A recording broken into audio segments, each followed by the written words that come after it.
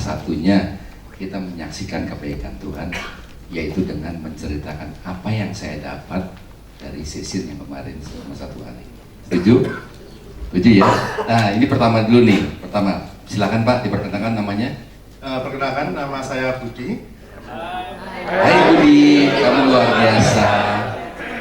Ya Pak Budi, 1 harian kemarin apa sih yang paling berkesan yang Bapak dapat gitu loh Pak? Ini wawancara apa langsung ngomong? Apa Pak? Kalau wawancara ya langsung ngomong gitu Pak. Berarti nggak baca ini. Boleh Pak, boleh. Silakan Pak. Ya, saya mau cerita tentang saya sedikit dulu ya, supaya nyambung ceritanya. Saya tuh seorang pedagang komputer, ya. Jualannya dari PC, laptop, barcode, mesin kasir, ID card, kertas, label, semuanya, pokoknya jualan. Ya. Ya, semuanya saya ada. Saya sudah bekerja di bidang ini lebih dari 14 tahun. Ya. Nama toko saya BMC Komputer. Ya. Nggak pernah tahu. Oh tahu? Ada yang tahu? Terima kasih. 14 tahun. Puji Tuhan, bisnis berkembang dengan baik. Pelanggan saya kebanyakan perusahaan-perusahaan besar, pabrik, rumah sakit, dan lain-lain. Di sini ada beberapa customer saya. Ya, terima kasih. Yang jadi masalah saya sekarang adalah saya menyadari bahwa bisnis saya itu akan hilang dalam waktu 5-10 tahun. Orang tidak lagi menggunakan komputer PC, paling yang masih bisa dijual mungkin tinggal server, laptop seperti supply, printer, networking, semacam kayak gitu. Apalagi sekarang sistem online sudah merajalela. Jadi tanya-tanya nanti belinya online gitu ya, susah sekali. Ya. Saya sudah mulai mencari solusi ini sudah beberapa bulan. Saya memutuskan untuk ikut SS. Ya, saya berharap saya dapat solusi dalam masalah saya. Dan kemarin saya mendapatkan. Ya. Satu hal yang sangat mengena adalah bahwa saya itu terlalu banyak berpikir, mengandalkan pikiran saya, menggunakan otak saya untuk mencari solusi dan malah melupakan yang terpenting, yaitu menggunakan lutut saya untuk berdoa dan mencari sumber.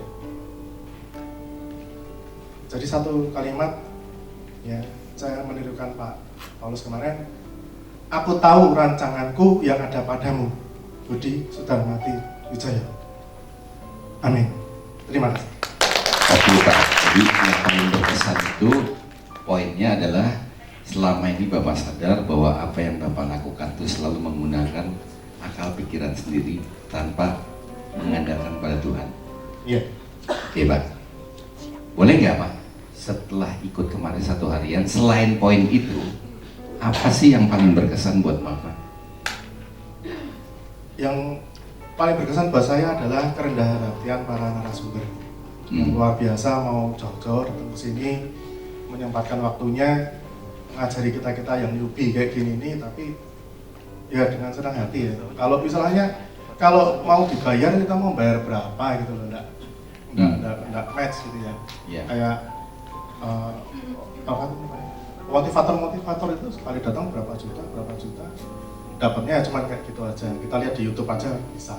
Tapi ini sebuah pengalaman hidup pribadi dari orang-orang yang hebat yang mau ngajarin kita. Pak, setelah Bapak berjalan, ada nggak satu mindset bahwa dulu sebelumnya ini Bapak membuat bisnisnya tujuannya apa? Kalau itu dari dulu saya sudah, bisnis saya adalah memuliakan Tuhan.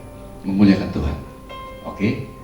Terus apa yang Bapak lakukan waktu Bapak sudah punya tujuan niat nih Pak ya? Bisnis ini saya mau memuliakan Tuhan. Yang Bapak lakukan apa? Terus kemudian ke depan setelah camp ini Bapak mau lakukan apa lagi untuk memuliakan Tuhan? Sing paling sederhana ya kayak kemarin itu ya, nota nggak boleh dimakan. Kemudian kita bisnisnya jujur, kalau bilang jualan barangnya ini ya ini, nggak boleh digonta-ganti. Kemudian kalau ada komplain ya kita harus segera hadapi, nggak boleh legality kan, kecewa Tuhan ya nggak seneng. Ya, kemudian pajak 100% saya bayar full, nggak ada masalah, baik PPH maupun PPN bayar semua. Iya. Oke Pak. Jadi itu yang sudah terpikir yang Bapak mau lakukan untuk lebih memuliakan Tuhan ya. Yang tadi Mungkin itu untuk poin-poin tadi. masalah karyawan aja mungkin ya. Perhatian pada karyawan, lebih memperhatikan. Lebih jadi pelayan daripada seorang diktator ya. Maunya saya begini harus jadi, nggak tahu caranya gimana gitu ya. Itu nanti katanya Pak Junaidi kemarin diajarin, kamu salah kayaknya. Harusnya kenapa kamu waktunya panjang, ada yang bisa saya bantu enggak supaya kamu bisa selesai jam 4 gitu. Oke, jadi Bapak mau mulai perhatian pada karyawan, kemudian untuk bisnis lebih bersih itu Pak ya. Tidak mau markup dan lain-lain gitu ya. Oke, baik, kita berikan tepuk tangan. Silakan Pak. Terima kasih. Bolehkah ada yang mau memuliakan Tuhan? Apa yang paling berkesan selama Anda 1 hari kemarin? Boleh angkat tangan? Boleh menyaksikan di sini? Siapa yang mendapat berkat? Siapa yang mendapat sesuatu? Ada? Kelihatannya nggak ada ya 1 harian kemarin ya. Masalahnya bukan di situ sih. Saya yakin pasti semua dapat. Cuman mungkin sungkanlah ke depan, atau nanti saya cerita bisa apa enggak gitu ya. Iya apa iya? Oke, jadi bolehkah saya diberi kesempatan untuk memilih? Setuju nggak? Setuju ya? Jadi saya mau pilih kanan 1 orang, kiri 1 orang. Setuju? Setuju ya? Jadi bolehkah Bapak yang di depan deh? Ayo Pak, 1 orang. Yang sebelah kanan, bolehkah Ibu? Nah ini juga Bapak di sini, Ibu nih ya. Siapa ya? Ibu mau salah satu? Boleh menceritakan, sharing lah, sharing saya dapat ini gitu ya. Ayo, silakan Ibu, yuk. Kita berikan tepuk tangan dulu deh.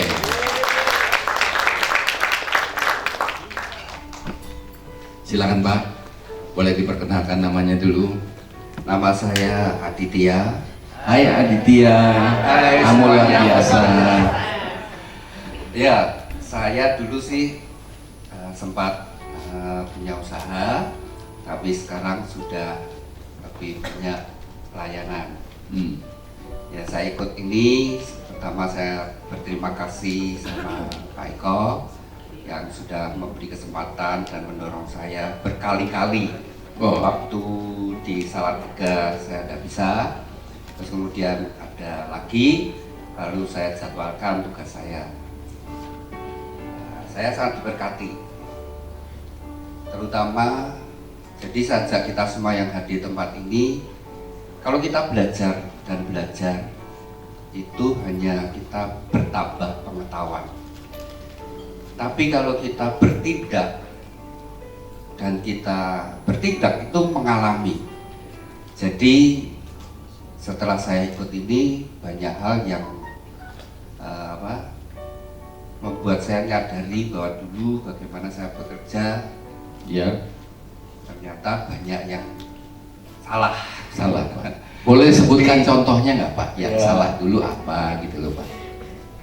Kurang Contohnya lah. dulu kurang pembukuan lah ya.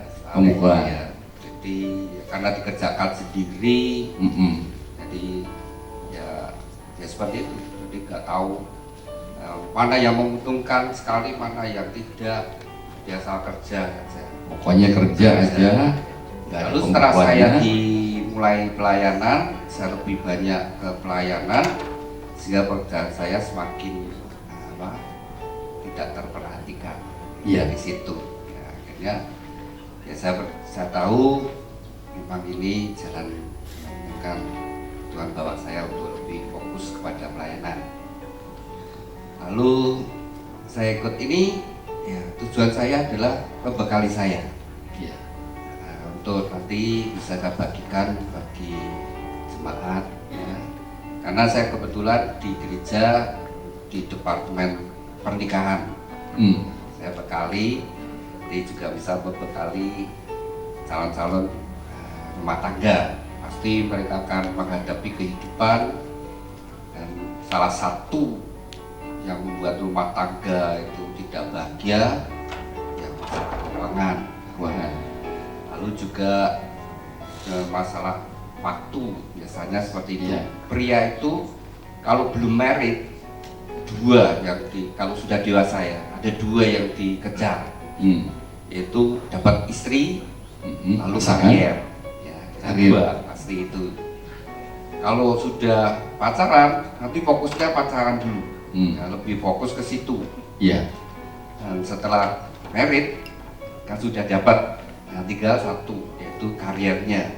Nah, saat mereka pria itu mulai fokus ke karier, biasanya, apalagi kalau dia mulai naik, nanjak, fokusnya pasti sepenuhnya waktu semuanya ke karier. Dan disitulah mulai seringkali keluarga atau hubungan suami istri mulai bermasalah, ya. Iya. Pasti istri berkata, dulu waktu pacaran selalu punya waktu, tapi sekarang hampir tidak punya waktu. Dulu waktu pacaran sedikit perhatiannya begitu penuh perhatian, tapi begitu sudah jadi istrinya atau sudah berumah tangga, fokusnya kan ke karier terus. Nanti kalau jadi ribut ya seperti itu. Loh, saya cari uang kan ya untuk kamu kan, kamu belikan ini tuh, dada itu. Tapi kebutuhan seorang wanita tidak sekedar hanya materi saja. Jadi hubungan itu penting. Ya, sedikit curcol dalam pelayanan perkawinan begitu Pak ya. Ya. Curcolnya gitu Pak ya. Jadi dari sini, lalu kalau dari setiap pembicara, Ya. jadi semua mengalami perubahan mindset adalah mereka ketemu Tuhan Yesus. Ya. Itu yang mengubahkan. Jadi mereka berjumpa dengan Tuhan, dalam arti dia menemukan rema, berjumpa dengan kebenaran firman Tuhan dan melakukannya, dan itu terjadi. Saya senang dengan Pak Paulus, Bambang ya, dalam kesaksiannya, yang orangnya pandai, jelas dia orang memang smart, orang yang pandai. Tapi dia lebih mengandalkan Tuhan, dan ternyata Tuhan yang bekerja lebih daripada skillnya atau pengetahuannya.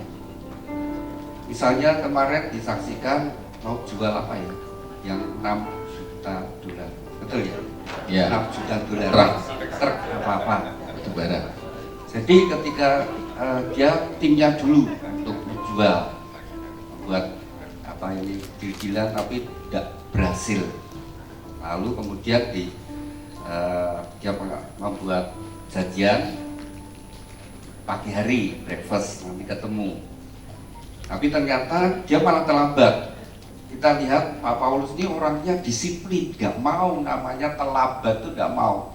Jadi kan itu sudah jadi pola hidupnya. Jadi kalau dia terlambat langsung gelisah dia sendiri. Tapi ketika sampai di situ, yang akan membeli itu malah langsung menyambut. Pak Paulus sendiri ya bingung. Nggak taunya ternyata malamnya dia ikut seminarnya Pak Paulus. Begitu tawarkan, tanpa banyak tawar menawar, langsung deal. Dari situ kita bisa melihat, Pak Paulus berkata, Yeremia 29 ayat 11, aku tahu rancangan apa yang ada padaku mengenai kamu. Jadi Tuhan itu tahu rencana apa yang ada pada kita masing-masing. Dan rancangan Tuhan itu tidak pernah yang tidak baik. Rancangan Tuhan masa depan yang penuh pengharapan. Dan Allah turut bekerja dalam segala sesuatu untuk mendatangkan kebaikan. Jadi seperti itu. Tuhan sudah tahu persis, dan Tuhan sudah tahu apa yang akan Tuhan kerjakan. Anak buahnya Pak Paulus tidak akan berhasil. Tapi ketika Pak Paulus sendiri, ketika itu terlambat, dia juga, aduh ini nanti gimana? Sudah terlambat, kesannya sudah tidak baik. Sudah ini akan sulit, ya. Ini apa yang mau beli, kan kamu yang mau jual, ini yang mau beli. Baik Pak, boleh persingkat sedikit Pak, poinnya apa yang Bapak dapat? Jadi dari setiap pembicara, kalau kita perhatikan juga Pak Heru apa ya, semua ketika mereka mengalami perjumpaan dengan Tuhan dan mendapatkan kebenaran firman Tuhan, dilakukan alami mujizat. Oke, Pak, satu hal. Bapak kebetulan kan sebagai salah satu pemimpin dalam satu gereja, setelah mendengar ini, setelah seminar ini atau camp ini, apa yang Bapak mau lakukan di dalam pelayanan Bapak atau di gereja Bapak? Saya itu sangat rindu semua jemaat itu bisa mengalami pertumbuhan ya dalam rohani maupun dalam kehidupan mereka sehari-hari. Jadi saya kenal banyak teman-teman yang di KBC dan di yang lain-lain, dan saya tahu mereka sudah punya pengetahuan yang begitu banyak, tapi tidak ada tempat untuk mereka bisa menyalurkan secara itu. Jadi saya rindu, jadi ya nanti kalau di gereja bisa buat seminar mini ya, mini seminar seperti ini bekali satu topik per topik begitu. Dan seperti ini ya, ini memang konsumsi para pengusaha. Jadi mereka yang memang levelnya di situ. Kan jemaat banyak, ada yang levelnya menengah ke bawah dan sebagainya. Tapi mereka jumlahnya paling banyak memang di situ. Ya. Jadi kita bisa dipastikan jadi ini ada Pak Eko, Pak Hengki, ada siapa lagi ya, Pak Teddy. Ya. Terus Teddy itu sekarang melalui radio dulu Pak. Radio dulu. Jadi intinya gereja saat ini mau ambil bagian untuk melengkapi kaum pebisnis atau profesional jemaat gitu Pak ya. Itu kerinduan saya. Kerinduannya. Kerinduan Baik, saya. oke. Terima kasih Pak Dia. Terima kasih Pak. Nah, silakan Ibu boleh perkenalkan. Nama saya Patricia Sianti Dewi. Hai Patricia, kamu luar biasa. Terima kasih. Saya bekerja di suatu PT. Saya bekerja di pabrik tekstil yang sedang berkembang. Mungkin saat ini cukup pesat perkembangan kami. Saya memegang suatu bidang di marketing. Ya. Untuk yang kemarin saya dapatkan mulai dari yang Pak Junaidi. Kalau dari yang Pak Junaidi saya dapatkan bagaimana seorang ayah mempunyai kerendahan hati terhadap anaknya. Ya. Bagaimana anaknya marah-marah, ayahnya sudah minta maaf beberapa hari, tapi dia tetap dengan sabar. Bukannya dia merasa, oh aku yang menghidupi kamu, kamu masih tergantung dengan aku, tapi kamu sudah kurang ajar. Tapi tidak, dia tetap dengan rendah hati, minta maaf walaupun anaknya sudah teriak-teriak seperti itu. Itu yang saya dapatkan. Dengan Pak Paulus saya dapatkan bagaimana seorang pimpinan yang dengan level tinggi bisa merengkuh anak-anak buahnya dengan kerendahan hati yang luar biasa, sehingga anak-anak buahnya bisa mengenal kasih Tuhan. Ya. Untuk yang ketiga dengan Pak Heru, saya juga menangkap sebuah kerendahan hati di mana sebagai owner dia bisa memperlakukan yang mungkin bisa saya katakan seorang pembantu, seorang pencuci piring, pelayan, dia memperlakukan mereka seperti anak-anaknya sendiri sehingga membuat karyawannya itu mempunyai loyalitas dan kepedulian yang sangat tinggi sehingga bisnisnya berkembang dengan sangat pesat. Oke. Jadi kalau dilihat dari keseluruhannya adalah pertama adalah kerendahan hati yang tidak bisa lepas dari kita. Yang kedua adalah ketaatan. Taatnya kita kepada Tuhan itu akan semakin membuat kita menjadi seseorang yang berbeda, yang dilihat oleh lingkungan kita, dan kita akan semakin naik dan orang di sekitar kita pun akan merasakan itu. Akhirnya kita akan secara tidak sadar membawa jiwa-jiwa kepada Tuhan. Oke, Bu. Ya. Boleh tanya nggak? Kemarin waktu session pertama kan ada spirit dashboard, ada 6 harta juga, Ya. gitu ya. Khususnya misalnya 6 harta deh. Waktu pemetaan 6 harta, buat Ibu seperti apa keadaannya? Mana yang sudah baik, mana yang saya mau perbaiki? Untuk harta saya yang paling rendah di badan Saya 13. Karena mungkin badan saya mungkin Harta tubuh maksudnya Bu ya? karena saya angka yang paling rendah di 13. 13. Yang lainnya saya rata-rata di 17, 18 sampai 23. Memang saya mungkin bukan orang yang masuk rumah, mungkin saya ketemu suami, anak saya bisa lepaskan segalanya. Setelah suami tidur, anak tidur, saya nggak bisa tidur. Oh. Jadi nggak bisa tidur terus ngemil terus atau gimana Bu? Saya nggak bisa tidur sampai saya punya bayangan, oh besok saya harus bagaimana. Oh gitu. Sampai saya punya gambaran, oh besok saya pagi harus begini. Dan jeleknya saya kadang kala kalau saya belum bisa tidur, saya akhirnya berpikir daripada saya lupa, kadang jam 12 malam itu saya WA ke grup anak-anak saya, anak-anak buah saya, oh besok pagi saya mau ini. Mereka nggak perlu jawab, nggak apa-apa, tapi setidaknya saya tidak akan lupa. Jadi mereka akan kerjakan di pagi waktu mereka masuk, gitu. Iya Bu. Kalau saya malam nggak bisa tidur, lapar gitu. Jadi mesti makan gitu. Oke, jadi buat Ibu, harta tubuh yang Ibu mau tingkatkan gitu ya. Ya. Sudah terpikir belum sih Bu, langkah progresnya apa sih untuk meningkatkan harta tubuh? Ya mungkin saya harus belajar untuk tidur lebih dini. Tidur lebih dini, terus itu kan pola hidupnya dulu ya. Iya. Tidurnya lebih dini, Iya. terus ada lagi nggak? Sebetulnya untuk saat ini posisi saya sih untuk badan ya Pak ya. Iya, Saat ini saya sudah turun sih di angka 30 Pak. Dulu saya 30. lebih besar lagi. Oh gitu. Saya sudah melakukan diet selama Oke, 3-4 wah bulan. luar biasa dong ya. Jadi apakah cukup dengan tidur lebih dini atau mungkin ada langkah lain mau Ibu? Pola makannya, jenis makanannya atau apanya gitu, olahraganya? Pola makan saya sudah jaga sih Pak selama 3-4 bulan ini memang saya sudah jaga. Untuk olahraganya minimal saya 1 hari setengah jam saya lakukan. 1 hari setengah jam gitu ya. Ibu keberatan nggak kalau teman-teman kelompoknya bantu Ibu? Boleh? Boleh ya? Dengan senang hati. Ada yang satu kelompoknya siapa? Dengan Ibu ini? Boleh angkat tangan? Jadi nanti diingetin, Bu hari ini sudah olahraga belum setengah jam gitu ya.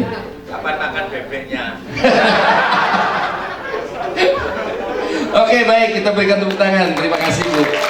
Luar biasa.